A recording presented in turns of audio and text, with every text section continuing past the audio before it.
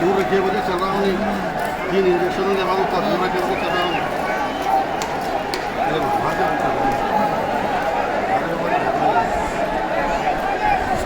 अरे बोले मार दे वो रखिए थोड़ा देर